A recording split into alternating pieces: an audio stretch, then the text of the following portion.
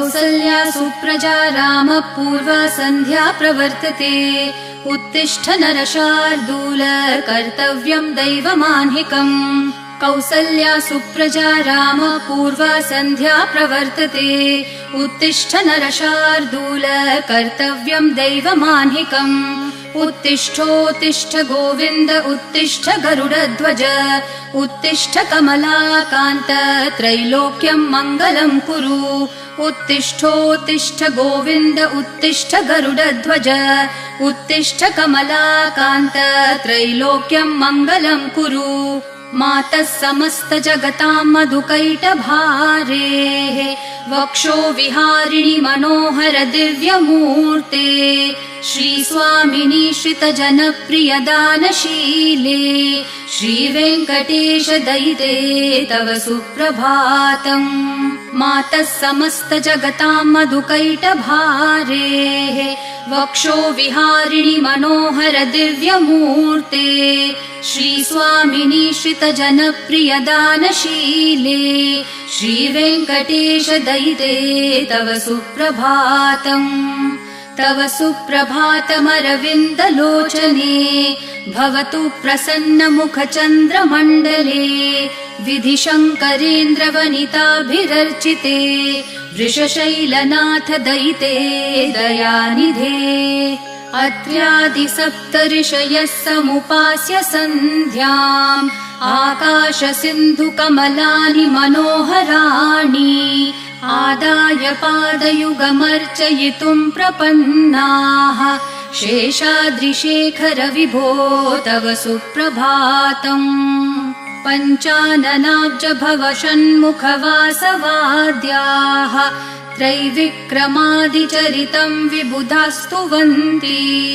भाषापतिः पठति वासरशुद्धिमारात् शेषाद्रिशेखर विभो तव सुप्रभातम् ईषत्प्रफुल्लसरसीरुहनारिकेलपूगद्रुमादिसुमनोहर पालिकानाम् आवाति मन्दमनिलः सह दिव्यगन्धैः शेषाद्रिशेखर विभो तव सुप्रभातम्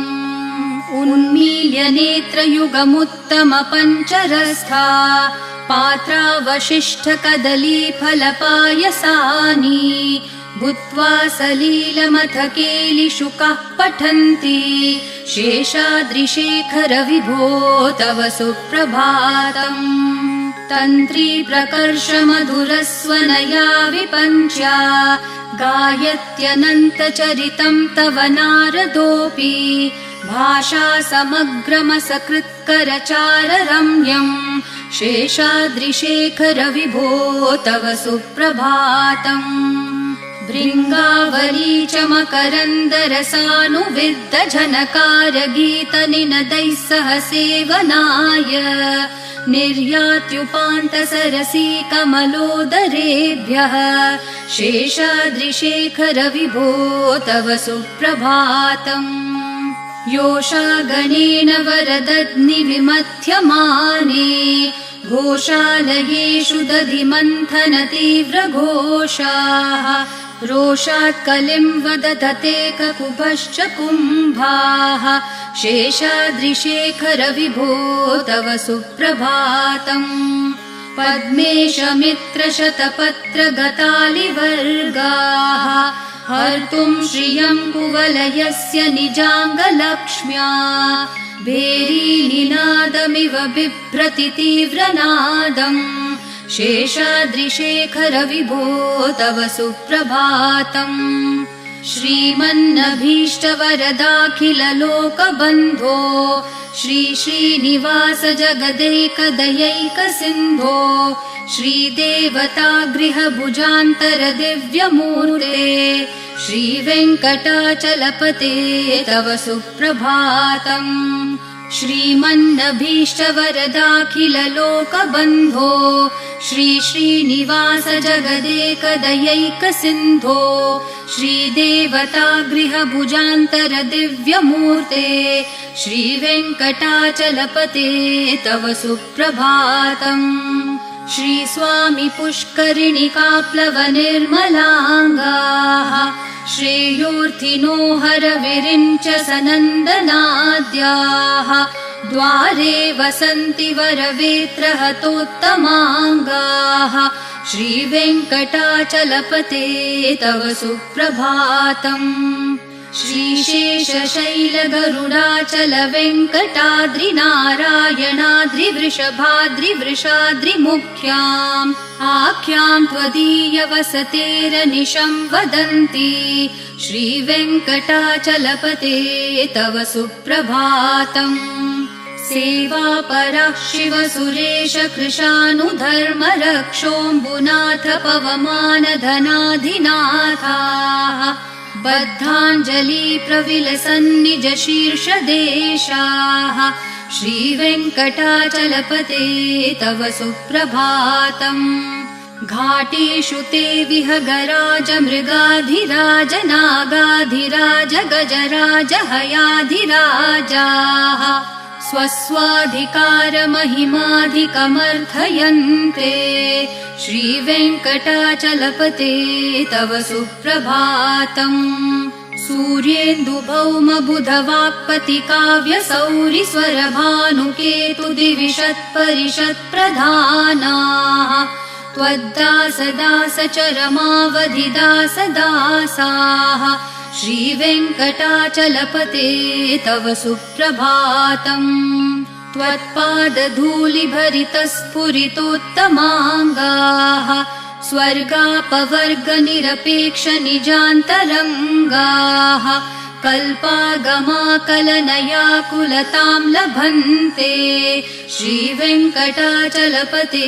तव सुप्रभातम् त्वद्गोपुराग्रशिखराणि निरीक्षमाणाः स्वर्गापवर्गपदवीम् परमाश्रयन्तः मर्त्या मनुष्यभुवने मतिमाश्रयन्ते श्रीवेङ्कटाचलपते तव सुप्रभातम् श्रीभूमिनायकदयादिगुणामृताब्धे देवाधिदेव जगदेक शरण्यमूर्ते श्रीमन् अनन्त गरुडादिभिरर्चिताङ्घ्रे श्रीवेङ्कटाचलपते तव सुप्रभातम् श्रीपद्मनाभ पुरुषोत्तम वासुदेव वैकुण्ठमाधव जनार्दन चक्रपाणे श्रीवत्सचिह्न शरणागत पारिजात श्रीवेङ्कटाचलपते तव सुप्रभातम् कन्दर्पदर्पहर सुन्दर दिव्यमूर्ते कान्ताकुचाम्बुरुह कुड्मललोल दृष्टे कल्याण निर्मल गुणाकर दिव्यकीर्ते श्रीवेङ्कटाचलपते तव सुप्रभातम् मीनाकृते कमठकोल नृसिंहवर्णिन् स्वामिन् परश्वथ तपोधन रामचन्द्र शेषांश राम यदुनन्दन कल्किरूप श्रीवेङ्कटाचलपते तव सुप्रभातम् एलालवङ्गधनसार सुगन्धितीर्थम् दिव्यम् वियत्सरिति हेम घटेषु पूर्णम् धृत्वाद्य वैदिक शिखामणयः प्रहृष्टा तिष्ठन्ति वेङ्कटपते तव सुप्रभातम् भास्वानुदेति विकचानि सरोरुहाणि सम्पूरयन्ति निनदैः ककुभो विहङ्गाः श्रीवैष्णवा सततमर्थितमङ्गलास्ते धामाश्रयन्ति तव वेङ्कट सुप्रभातम् ब्रह्मादयः सुरवराः समहर्षयस्ते सन्तः सनन्दन मुखास्तवथ योगिवर्याः धामान्तिके तव हि मङ्गलवस्तु हस्ताः श्रीवेङ्कटाचलपते तव सुप्रभातम् लक्ष्मीनिवास निरवद्य गुणैकसिन्धो संसार सागर समुत्तरणैकसेतो वेदान्तवेद्य निज वैभव भक्त भोग्य श्रीवेङ्कटाचलपते तव सुप्रभातम्। लक्ष्मीनिवास निरवध्य गुणैक सिन्धो संसारसागर समुत्तरणैक सेतो वेदान्तवेद्य निज वैभव भक्त भोग्य श्रीवेङ्कटाचलपते तव सुप्रभातम्। इत्थं वृषाचलपतेरिह सुप्रभातम्। ये मानवः प्रतिदिनं पठितुं प्रवृत्ताः तेषां प्रभातसमयस्मृतिरङ्गभाजाम् प्रज्ञां परार्थसुलभां परमां प्रसूते। इत्थं वृषाचलपतेरिह सुप्रभातम्। ये मानवः प्रतिदिनं पठितुं प्रवृत्ताः तेषां प्रभातसमयस्मृतिरङ्गभाजाम् प्रज्ञां परार्थसुलभां परमां प्रसूते। कमलाकुचूचुककुङ्कुमतो नियतारुणतातुलनीलतनो कमलायतलोचन लोकपते विजयी भव वेङ्कटशैलपते। कमलाकुचूचुककुङ्कुमतो नियतारुणतातुलनीलतनो कमलायतलोचन लोकपते विजयी भव वेङ्कटशैलपते। स चतुर्मुख षण्मुख पञ्चमुख प्रमुखाखिल दैवतमौलिमणे शरणागत वत्सल सारनिधे परिपालय मां वृषशैलपते। अतिवेलतया तव दुर्विषहै अनुवेलकृतैरपराधशतैः भरितं त्वरितं वृषशैलपते परया कृपया परिपाहि हरे।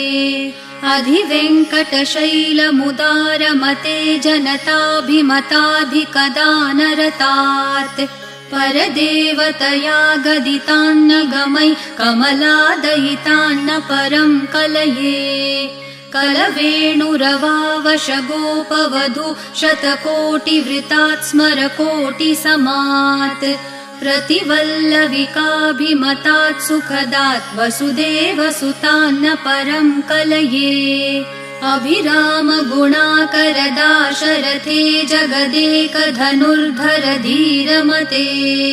रघुनायक राम रमेश विभो वरदो भवदेव दया जलदे। अवनीतनया कमनीयकरं रजनीकर चारुमुखाम्बुरुहम् रजनीचर राजतमो मिहिरं महनीयमहं रघुराममये। सुमुखं सुहृदं सुलभं सुखदं स्वनुजं च सुखाय ममोघशरम् अपहाय रघुत्वहमन्यमहं न कथञ्चन कञ्चन जातु भजे। विना वेङ्कटेशं न नाथो न नाथ सदा वेङ्कटेशं स्मरामि स्मरामि। हरे वेङ्कटेश प्रसीद प्रसीद प्रियं वेङ्कटेश प्रयच्छ प्रयच्छ। विना वेङ्कटेशं न नाथो न नाथ सदा वेङ्कटेशं स्मरामि स्मरामि। हरे वेङ्कटेश प्रसीद प्रसीद प्रियं वेङ्कटेश प्रयच्छ प्रयच्छ। अहं दूरतस्ते पदाम्भोजयुग्म प्रणामेच्छयागत्य सेवां करोमि। सकृत्सेवया नित्यसेवा फलं त्वं प्रयच्छ प्रयच्छ प्रभो वेङ्कटेश। अज्ञानिना मया दोषान् अशेषान् विहितान् हरे क्षमस्व त्वं शेषशैलशिखामणे।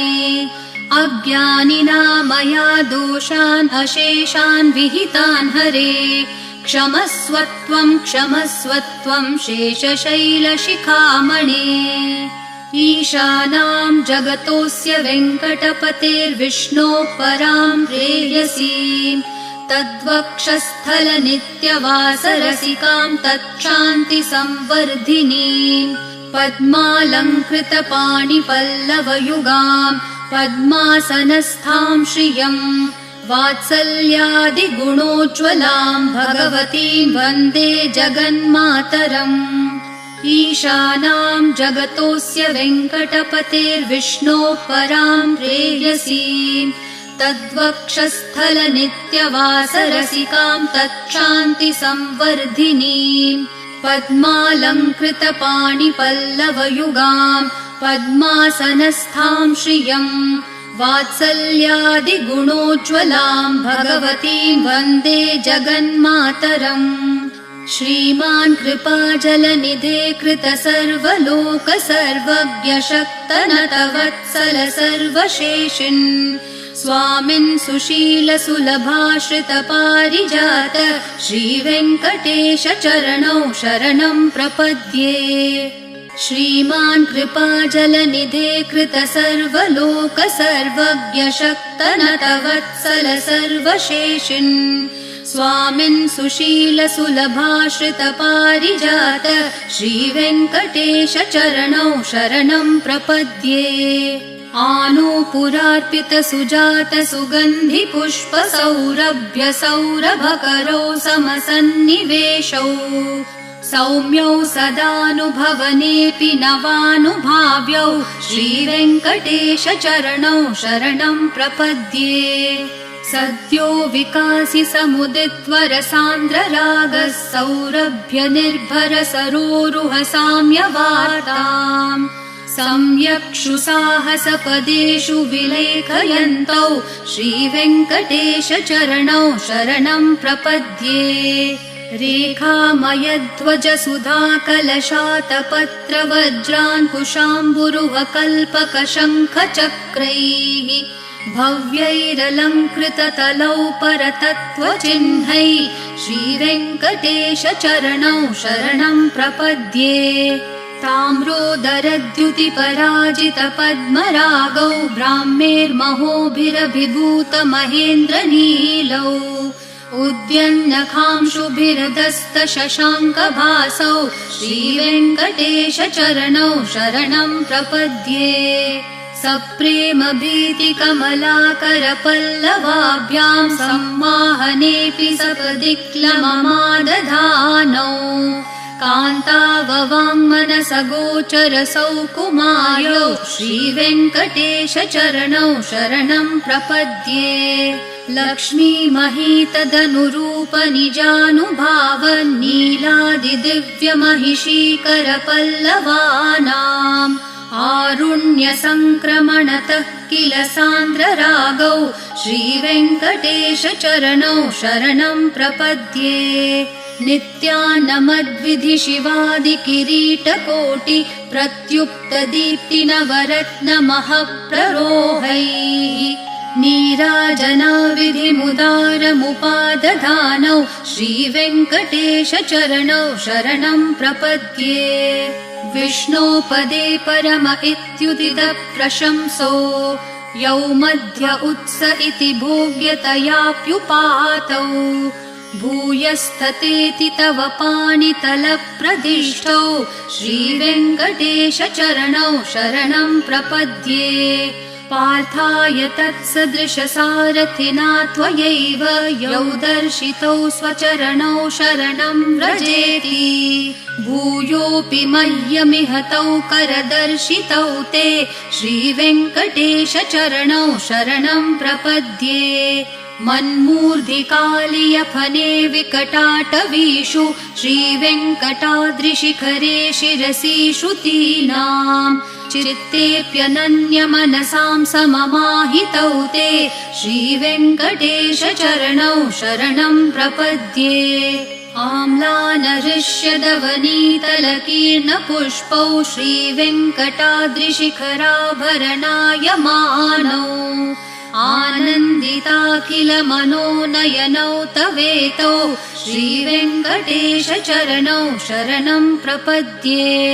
प्रायप्रपन्नजनता प्रथमावगाह्यो मातुस्तनाविविशिशोरमृतायमानौ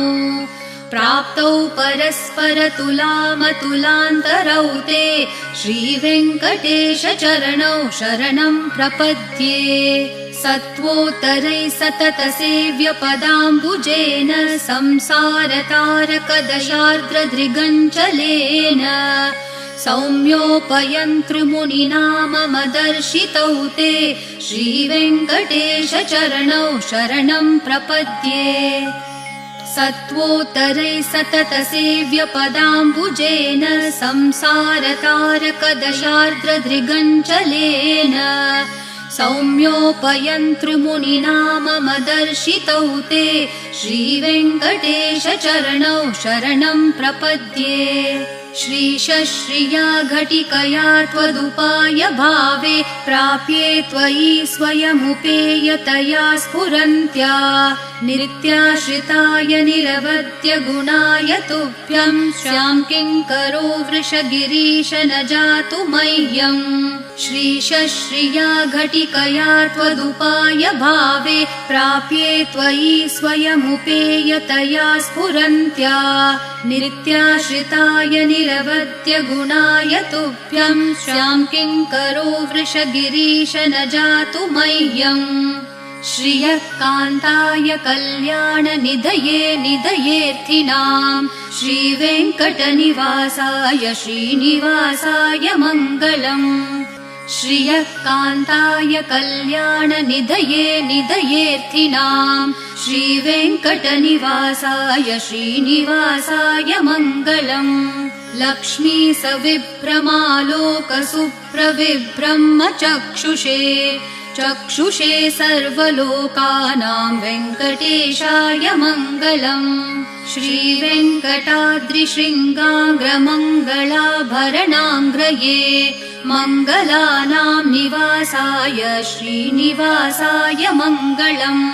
सर्वावयवसौन्दर्यसम्पदा सर्वचेतसां सदा सम्मोहनायास्तु वेङ्कटेशाय मङ्गलम् नित्याय निरवध्याय सत्यानन्दचिदात्मने सर्वान्तरात्मने श्रीमद्वेङ्कटेशाय मङ्गलम्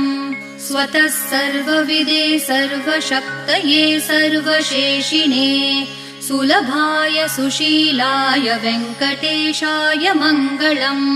परस्मै ब्रह्मणे पूर्णकामाय परमात्मने प्रयुञ्जे परतत्त्वाय वेङ्कटेशाय मङ्गलम् आकालतत्त्वमशान्तम् आत्मनामनुपश्यताम् अतृप्तामृतरूपाय वेङ्कटेशाय मङ्गलम् प्रायस्वचरणौ पुंसां शरण्यत्वेन पाणिना कृपया दिशते श्रीमद्वेङ्कटेशाय मङ्गलम् दयामृत्तरङ्गिन्यास्तरङ्गैरिव शीतलैः अपाङ्गैः सिञ्चते विश्वं वेङ्कटेशाय मङ्गलम् सद्भूषाम्बरहेतिनां सुषमावहमूर्तये सर्वार्तिशमनायास्तु वेङ्कटेशाय मङ्गलम् श्रीवैकुण्ठविरक्ताय स्वामि पुष्करिणीतटे रमया रममाणाय वेङ्कटेशाय मङ्गलम् श्रीवैकुण्ठविरक्ताय स्वामि पुष्करिणीतटे रमया रममाणाय वेङ्कटेशाय मङ्गलम् श्रीमत्सुन्दरजामातृमुनिमानसवासिने सर्वलोकनिवासाय श्रीनिवासाय मङ्गलम् मङ्गलाशासनपरैर्मदाचार्यपुरोगमैः सर्वैश्च पूर्वैराचार्यैः सत्कृतायास्तु मङ्गलम्।